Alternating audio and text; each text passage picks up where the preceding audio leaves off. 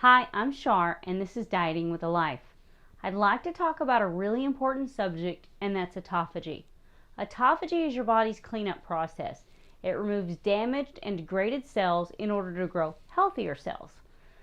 Well, we all know what damaged cells are, right? Cancer, sun-damaged skin, loose skin, senescent cells. Senescent cells are prematurely aging cells, cells that no longer divide, but are still metabolically active. So they're still causing things to go askew in our body.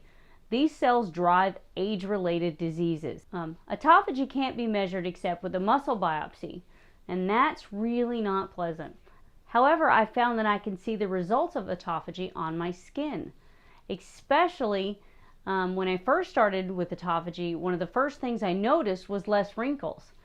I wasn't too unhappy with that because I'm 50, or almost 50, so that was actually a really pleasant surprise. When I started my weight loss journey, I started looking into how to fix loose skin because I was losing weight pretty rapidly with keto, and I wanted to learn how to keep the loose skin down. And I accomplished that, but autophagy was much more elusive than just the 12 hours of intermittent fasting that I had heard would help me get into autophagy. I never expected, though, 15 years off my face, and that's about what I feel like I got. So we're going to focus on two processes in the body, and they kind of work like a seesaw. So when one is active, the other will be suppressed. One is mTOR, and the other is autophagy. mTOR, or the mammalian target of rapamycin, yes, that's what they named it, and it's all because of the rapamycin that was discovered. And if you really get bored, there is a really cool story about Easter Island and the scientist that discovered it, and that's really cool. So mTOR is the growth pathway, along with a lot of other things, but we're just going to concentrate on the growth portion right now. When mTOR is activated, autophagy, which is the destructive process, can't occur. And that makes sense, right? Because you don't want to grow at the same time that you're tearing down. So to get autophagy, you must suppress mTOR. Well, how do we suppress mTOR? Well, mTOR requires several things. So if you take those things away, then mTOR gets suppressed. One will be ATP binding, the other is amino acids, one is glycogen or glucose, and there are several other things that can do it, but these are the ones that we can rapidly or easily change. Another thing is you can change oxygen, but I don't recommend that part. So we're going to talk about amino acids and glucose. We can limit that by not eating. You can suppress mTOR with no eating alone. However, the last time I fasted, I did a 9-day fast, and it took me 76 hours to get my glucose and ketones to a level that I was pretty comfortable to say that I was in autophagy. Don't worry, there's an easier way. ATP binding. ATP binding, or ATP, is a molecule of energy, and mTOR is dependent on it. So how can we hijack that so we can get ourselves into autophagy? Well, Dr. David Sinclair provides the answer, a supplement called resveratrol.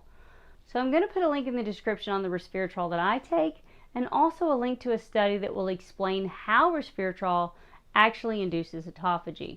It's a little difficult to get through, but I'm going to sum up the process. Okay, so we take the resveratrol and it docks to the ATP binding pathway to suppress that. You're going to want to be on a low carb diet several days prior, so that way you can keep your glycogen stores low. Intermittent fast at least 12 hours before taking 500 milligrams of resveratrol and 4 grams of exogenous ketones. Now the exogenous ketones are going to lower your glucose by about 10 points. And that's how you're going to get the second thing that the autophagy, or that the resveratrol needs to induce autophagy. You're going to keep that glucose low. Don't eat for 3 to 4 hours. Resveratrol has a 2 to 3 hour half-life in the body, so we want to be amino acid deficient for about the same time frame. So you're going to have 16 hours of intermittent fasting, but from hour 12 to hour 16, that's when we're going to let the resveratrol do its job. How do you know you're doing it right? You should begin after about a week or two to see your skin become brighter and healthier. I took a before picture. I recommend you do the same. Mine was pretty scary. My husband will link it. I recommend doing that so you can get a visual of your starting point. So here's my point. Skin healing can happen, but it's not going to be out of a cream, or it's not going to be out of something you put externally on your body. It has to be fixed from the inside. Broken cells must be eliminated, and autophagy is the body's very smart way of doing that, of getting rid of your wrinkles, of getting rid of your loose skin, of getting rid of the broken, damaged parts of your body that aren't functioning the way you need them to function. Now, I also still use my home microneedling kit. I do my egg mask. I do all the same face regimes that I used to do, but now with autophagy, I'm actually getting results. Thanks for watching.